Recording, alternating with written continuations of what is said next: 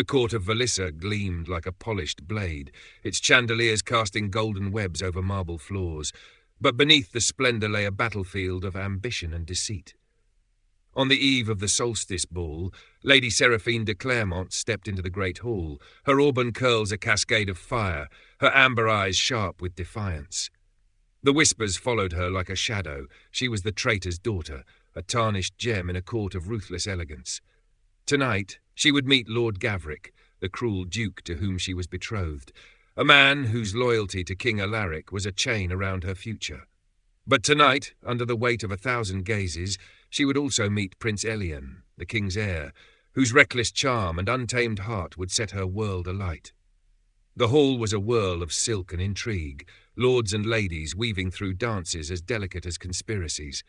Seraphine's sapphire gown clung to her curves, a bold contrast to the court's pastel shades, her defiance woven into every stitch. She was no stranger to scorn. Her father, Lord Cedric, had been executed for treason 5 years ago, his name erased, leaving Seraphine and her mother, Lady Elira, to scrape by on the fringes of nobility. Her uncle, Lord Roland, had brokered this betrothal to Gavric to restore their status, but Seraphine carried a secret. She would rather burn than bow to a man whose cruelty was whispered in every shadowed corridor. Prince Elian, lounging beside his father's throne, was a storm in human form. With dark hair falling in careless waves, a jawline sharp enough to cut glass, and eyes green as Valissa's coastal cliffs, he was the court's darling and its danger. Beloved by the people for his wit and courage, he was a thorn in King Alaric's side, a son who slipped every political snare with a smile. Alaric, a king forged in war, had decreed that Elian must wed by year's end to secure an alliance with Dravania, a rival kingdom. The court buzzed, for Elian was a flame no one could tame, until tonight. It began with a glance, a spark that flared in the ball's chaos. Elian, disguised as a masked knight in silver and black, slipped through the crowd and offered Seraphine his hand. "Dance with me," he said, his voice low, teasing, "unless you're afraid to be seen." Her lips curved, a challenge met. "I fear nothing," she replied, and let him lead her to the floor. The violins soared, and as they moved, his hand firm at her waist, the world narrowed to the heat of his touch and the glint in his eyes. "You dance like you're daring the stars to fall," he murmured, spinning her so her gown flared like a comet's tail. She laughed, bright and unguarded, a sound she hadn't heard from herself in years. "Perhaps I am," she said, her voice a blade wrapped in velvet. Their banter was a duel, sharp and thrilling, each word pulling them closer. He called her Fireheart, a nickname that lodged in her chest like an arrow, and when the dance ended, his fingers lingered on her wrist. "Find me later," he whispered, and vanished, leaving her breathless. By dawn, the court was ablaze with scandal. The prince had danced too long, too closely, with the disgraced Lady Seraphine. Lord Gavric, a towering man with a scar slicing his cheek, cornered her in a corridor. "You will not shame me," he growled, his grip bruising her arm. "Elian is a boy playing at rebellion, and you are mine." Seraphine's chin lifted, her voice ice. "I am no one's property." But fear coiled in her gut, for Gavric's influence was a noose, and her family's fragile standing hung by a thread. The Festival of Blades began the next day, a week of tournaments, feasts, and whispered deals. Elian, as the king's champion, rode at the heart of the jousts, his armour gleaming. Seraphine, seated beside her mother in the stands, felt her pulse quicken each time he passed, a sapphire ribbon, her colour tied to his lance. The crowd roared, but Gavric's presence was a cold weight, his eyes tracking her. "Cheer for your prince," he muttered, "but no, he'll never have you." Their stolen moments grew reckless. In the palace gardens, where roses glowed under starlight, Elian pulled her behind a curtain of ivy, his hands framing her face. "Why do you fight this?" he asked, his voice raw. "I see you, Seraphine, the fire you hide, the strength you wield like a blade." Her breath caught, her resolve fraying. "You're the prince," she whispered. "I'm a traitor's daughter. This is a dream we can't afford." He smiled, fierce and tender. "Then let it destroy us," he said, and kissed her, his lips a spark that set her alight. The kiss was a vow, a rebellion, a promise they could not keep. Valissa's court was a nest of serpents. Gavric's spies trailed them, and whispers reached King Alaric. In the throne room, beneath a ceiling painted with storm clouds, Alaric confronted his son. You will wed Princess Leora of Dravania, he thundered. This dalliance with Seraphine de Clermont ends, or I will see her banished to the Outer Isles. Elian's jaw tightened, his voice a blade. I love her, father. I will not trade my heart for your throne. The court gasped, for no one defied Alaric unscathed. Seraphine, hidden behind a tapestry, heard every word, her heart torn between terror and hope. Her father's execution had taught her that defiance was a death sentence, yet Elian's words were a flame she could not douse. That night she slipped a note into his chambers. Meet me at the old chapel. We must decide our path. The chapel, a ruin of stained glass and moonlight, was tucked in the palace's forgotten wing. Elian found her there, her cloak pooling like ink on the stone floor. We can't keep hiding, she said, her voice trembling. Gavric will destroy me, and your father will destroy us both. Elian's hands cupped her face, his eyes fierce. Then we run, he said, to the coast, to the mountains, anywhere. She laughed, bitter and soft. You're the prince, Elian. Valissa needs you. He kissed her forehead, his voice a vow. Valissa can burn if it means losing you. Their plan was desperate. Gather allies, expose Gavric's cruelty, and force Alaric's hand. Seraphine's mother, Lady Elira, was their first ally, her quiet strength a shield. Elira revealed a secret. Cedric had not been a traitor but a victim of Alaric's paranoia, framed to silence his calls for reform. Armed with this truth, Seraphine whispered to minor lords, planting doubts about Gavric and Alaric's rule. The festival's midpoint brought the Night of Masks, a masquerade where secrets were currency. Seraphine, in a gown of silver and midnight, moved through the crowd, her mask a crescent moon. Elian found her, his mask a wolf's visage, and they stole a dance in a shadowed corner. I've spoken to Lord Tarin, he murmured. He'll back us if we prove Gavric's treachery. Seraphine's heart raced, but Gavric's voice cut through the music. Enjoy your dance, my lady, he said, his tone venomous. It will be your last. Gavric's threat was no boast. The next day, Elira was accused of theft, a trumped-up charge to disgrace them further. She was confined to her chambers, and Roland seized the moment to tighten his grip. Marry Gavric, or your mother suffers, he hissed. Seraphine's defiance cracked, but Elian's support held her steady. We'll free her, he promised, and they devised a plan to expose Gavric's lies. The grand melee, the festival's climax, was a brutal clash of steel and ambition. Elian fought like a tempest, his blade felling knights with grace and fury. Seraphine, in the royal box, felt Gavric's hand clamp her wrist, his voice a hiss. Cheer for your prince, but know this, he fights for a lost cause. She ignored him, her eyes locked on Elian, who raised his sword to her in salute, silencing the arena. When Elian emerged victorious, bloodied but unbowed, he strode to the royal box, tore off his helmet and called out, I claim Lady Seraphine de Clermont as my heart's choice. The crowd erupted, cheers, gasps, and furious whispers. Seraphine stood, her gown shimmering, and met his gaze. I choose him, she declared, her voice clear, and I will stand by him, come what may. Alaric's silence was a storm, and Gavric's rage a blade unsheathed, dawn, demanding blood. The court gathered in the misty courtyard, breath visible in the chill.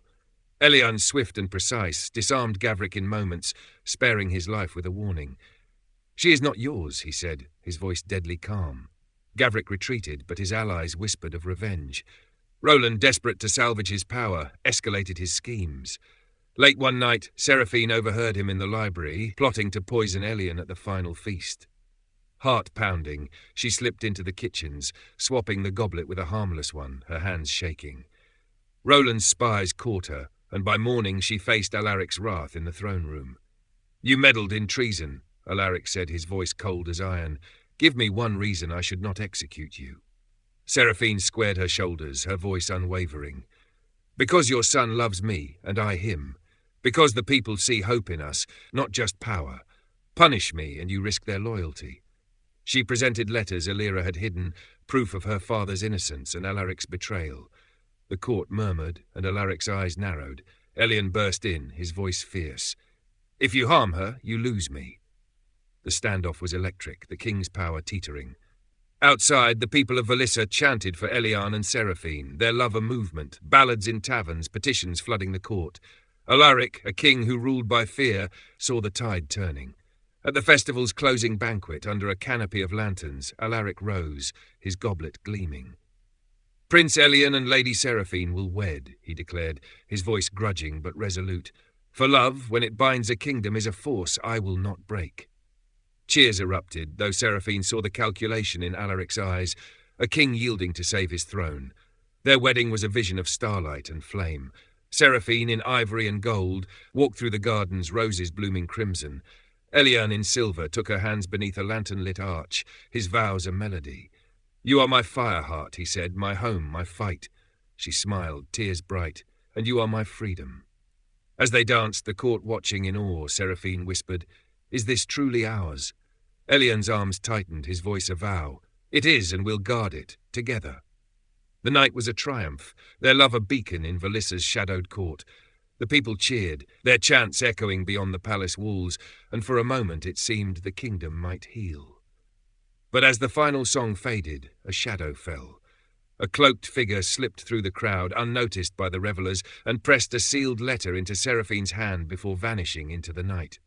She stepped away from Elian, her heart pounding, and broke the wax seal. The words within were written in a chillingly familiar hand. Her father's, unmistakable despite his death 5 years prior. The traitor lives, it read. Trust no one, not even your prince. The throne's true heir waits in the shadows, and Valissa will burn before the truth is known. Seraphine's breath caught, her eyes darting to Elian, who laughed with a lord across the garden, unaware. Was her father alive? Was Elian hiding a secret, or was this a cruel ploy by Gavric's allies? The letter's weight was a blade at her throat, and as the lanterns swayed above, casting shadows like spectres, she realized their love, their victory, was only the beginning of a far darker game, one that could tear them apart or crown them in blood. The lantern-lit gardens of Valissa's palace glowed like a dream, but as Seraphine clutched the letter, written in her father's unmistakable hand, her heart pounded with dread. The words burned into her mind. The traitor lives. Trust no one, not even your prince. The throne's true heir waits in the shadows, and Valissa will burn before the truth is known. Elian, laughing with a lord across the garden, was oblivious, his silver doublet catching the light as he moved. Was he hiding something, or was this a cruel trick by Lord Gavric's allies? Seraphine slipped the letter into her sleeve, her wedding vows still warm on her lips, and stepped back into the dance, her smile a mask. The court of Valissa was a labyrinth of lies, and she had just stumbled into its darkest turn. The next morning, as dawn painted the palace in rose and gold, Seraphine sought her mother, Lady Elira, in her chambers. Elira's face, lined with years of grief, paled when Seraphine showed her the letter. This is Cedric's hand, Elira whispered, tracing the ink. But it's impossible. I saw him die, beheaded before the court. Her voice broke, and Seraphine's chest tightened. Then who sent this, mother, and why now? Elira's eyes darted to the door, her voice low. There were rumours, a secret order, the Shadow Veil, who believed your father's cause, reform, not treason. If he's alive, they've hidden him all these years. Seraphine's mind raced. The Shadow Veil was a myth, a whispered tale of rebels who opposed King Alaric's iron rule. Could they hold the key to her father's fate? And what of the true heir? She needed Elian, but the letter's warning, trust no one, not even your prince, gnawed at her. She loved him, but love was no shield against betrayal in Valissa. Elian found her in the rose arbour, where they'd first kissed. You're pale as moonlight, he said, his green eyes searching hers. What's wrong, Fireheart? She hesitated, the letter await in her pocket. A message, she said carefully, about my father. It claims he's alive. Elian's brow furrowed, but his surprise seemed genuine. Cedric? That's impossible. She studied him, searching for a lie, but found only concern. If it's true, she said, it changes everything, and it mentions a true heir, Elian, someone who threatens the throne. His hand tightened on hers, his voice fierce. We'll find the truth together, I swear it. But doubt lingered in her heart, a shadow she couldn't shake. They agreed to investigate discreetly, starting with the letter's origins. Elian enlisted Lord Tarin, a loyal ally from the Festival of Blades, to trace the cloaked figure who delivered it. Seraphine, meanwhile, turned to the palace archives, seeking records of her father's trial and the Shadow Veil. The court, however, was never still. Lord Gavric, humiliated by his duel with Elian, had retreated to his northern stronghold but sent emissaries to stir dissent. Whispers spread that Elian's marriage to Seraphine weakened the crown, emboldening Dravania to demand harsher terms for their alliance. King Alaric, ever calculating, summoned Elian and Seraphine to the throne room. "Your love has cost me leverage," he said, his voice cold. "Prove your worth, or I'll reconsider my blessing." Seraphine's spine stiffened, but Elian's hand found hers, a silent vow. Their search led them to a hidden truth. In the archives, Seraphine uncovered a sealed record, buried under Alaric's seal. Her father had been betrayed by Lord Roland, her own uncle, who'd falsified evidence to curry favour with the king. The discovery was a blade to her heart. Roland, who'd raised her after Cedric's death, was a traitor. Worse, the record hinted at a child, born in secret to a noblewoman, who carried a claim to the throne. The true heir was real, and Roland knew of it. Confronting Roland was a risk, but Seraphine was done with shadows. She lured him to the old chapel, her voice steady as she revealed the record. "You betrayed my father," she said, holding up the parchment, "and you know of this heir. Speak, or I'll take this to the king." Roland's face twisted, his charm crumbling. "You're meddling in things you can't control," he hissed. "The Shadow Veil is real, and they'll burn Valissa to crown their chosen one. Your father was a fool, and you'll share his fate." Before she could press further, he fled, leaving her with more questions than answers. Elian, meanwhile, uncovered a lead through Tarin. The cloaked figure was a woman, seen near the Blackthorn Inn, a den of smugglers and spies. They rode out under cover of night, disguised as commoners, their horses' hooves muffled on the cobblestones. The inn was a haze of smoke and laughter, but in a back room they met her, a woman with silver hair and eyes like steel, who called herself Mara. "I serve the Shadow Veil," she said, her voice low. "Your father lives, Seraphine, hidden in the Outer Isles. He sent the letter to protect you and to warn you. The true heir is closer than you think." Mara's words were a storm. She revealed that Cedric had uncovered a secret before his arrest. Alaric's lineage was tainted. The king's father had usurped the throne from a legitimate line, and a descendant of that line, a woman named Lysandra, now rallied the Shadow Veil. Lysandra claimed to be the true heir, and her forces were gathering, ready to strike. But Mara's final warning chilled Seraphine. Lysandra believes Elian knows of her claim and hides it to protect his crown. Seraphine's heart fractured. She turned to Elian, her voice trembling. "Is it true? Did you know?" His face paled, but he shook his head. "I swear, Fireheart, I knew nothing of this Lysandra or her claim. My father's secrets are his own." His eyes were earnest, but the letter's warning echoed, and she pulled away, needing space to think. The ride back to the palace was silent, their love strained by doubt. The court's tensions boiled over at the autumn conclave there, a gathering of nobles to swear fealty to the crown. Gavric returned, his northern allies at his side, and openly challenged Elian's legitimacy. A prince who, with Seraphine, with her fiery spirit and sharp wit, stood by Elian's side, her presence a quiet strength. But as the conclave began, a cloaked figure, Lysandra herself, appeared, unveiled by the Shadow Veil. She was striking, with dark eyes and a voice like thunder, claiming descent from Valissa's true royal line. "The throne is mine," she declared, producing a signet ring, lost for generations, that matched records in the archives. The court erupted, lords dividing between loyalty to Alaric and whispers of rebellion. Seraphine and Elian faced a choice: support Alaric, risking war with the Shadow Veil, or seek Lysandra's truth, risking their own future. Seraphine, haunted by her father's survival, demanded a meeting with Lysandra. In a tense parley in the palace crypts, Lysandra revealed Cedric was alive but captive, a bargaining chip to ensure Seraphine's cooperation. "Join me," Lysandra urged, "and we'll free him. Refuse, and he dies." Seraphine's heart tore, her father's life for her love, her home, her truth. Elian, ever her anchor, stood firm. "We'll find another way," he vowed. Together they devised a plan. Infiltrate the Shadow Veil's stronghold in the Outer Isles, free Cedric, and expose Alaric's usurpation to unite the court under a new vision. But trust was fragile. Seraphine confided in Elira, who revealed a final secret.